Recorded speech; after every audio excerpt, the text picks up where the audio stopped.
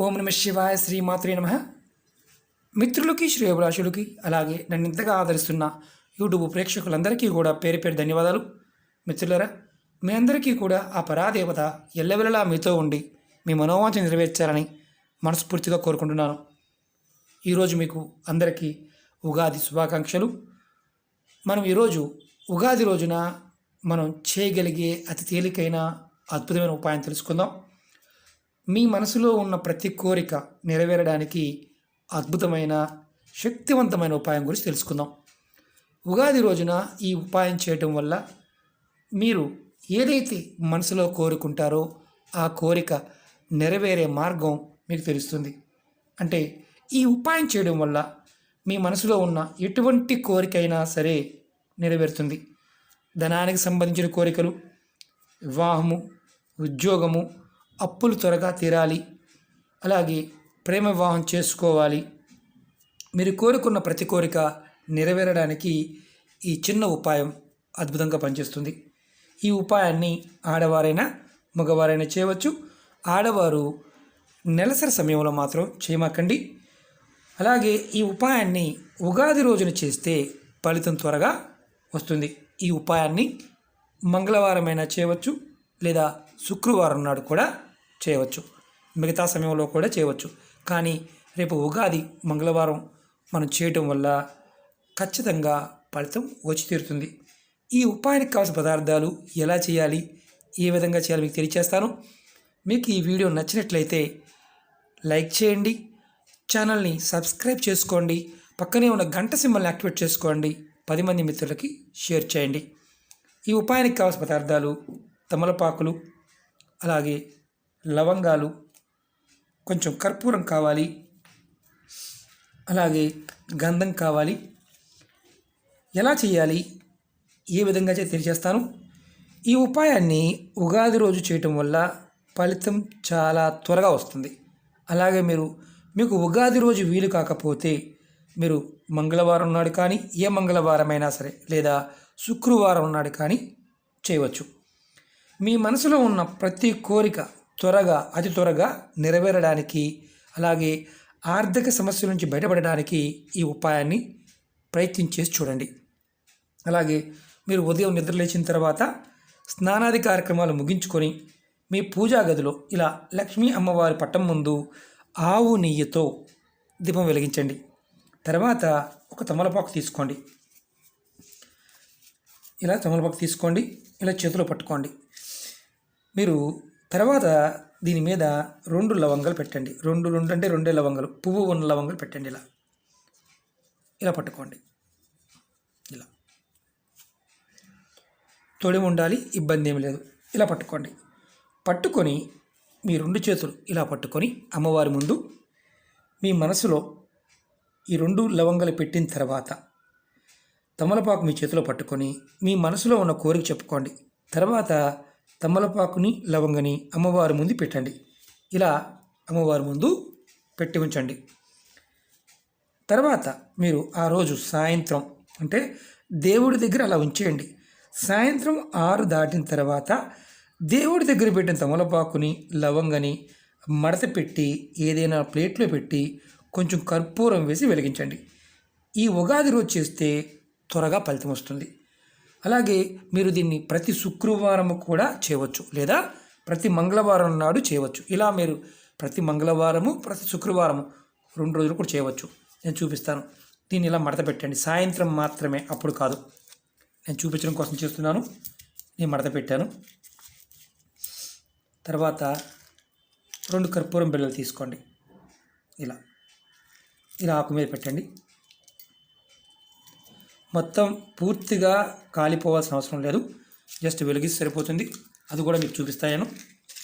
ఇది మీకు ఎందుకు చూపిస్తున్నానంటే చేయడానికి ఈజీగా ఉంటుంది. మనకి అనుమానాలు చాలా ఎక్కువ ఉంటాయి.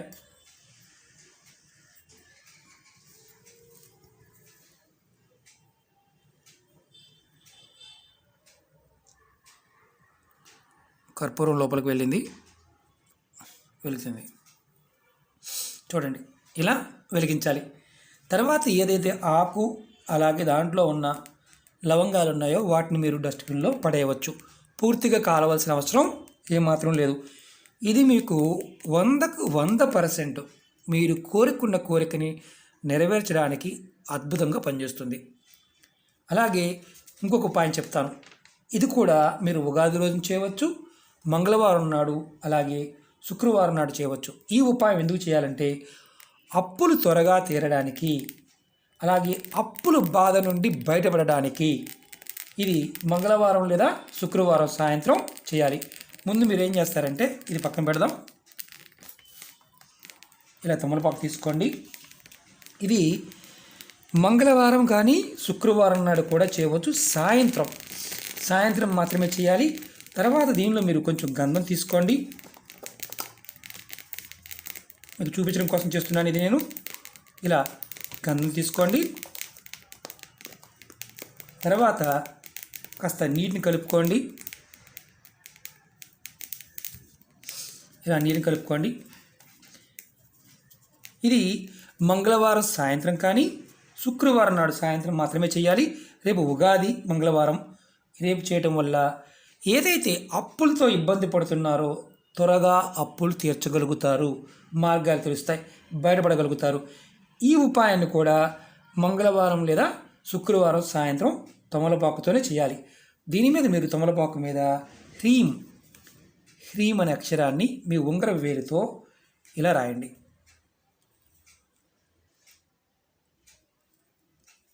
హ్రీం గంధం నీళ్ళలో వేసి రాయండి. నేను చూపిస్తాను, మీకు పేపర్ మీద కూడా చూపిస్తాను.